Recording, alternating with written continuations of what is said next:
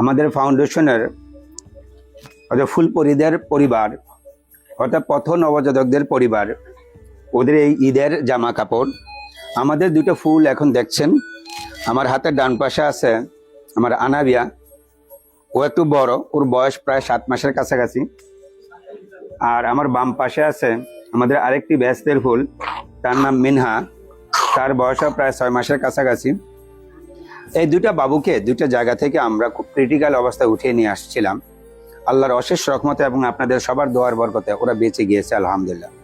ওরা এবার সুন্দর করে ঈদ উদযাপন করেছে।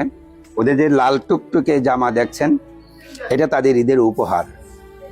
ডাক্তার মুজিব নিবন ফাউন্ডেশন এবং বাংলাদেশ নবজাতক হাসপাতাল অক্লান্ত পরিশ্রমের মাধ্যমে তাদেরকে আল্লাহর রহমতে বাঁচিয়ে রাখার সুযোগ আল্লাহ তৈরি করে দিয়েছেন। এটা আল্লাহর কাছে কৃতজ্ঞতা প্রকাশ করছি।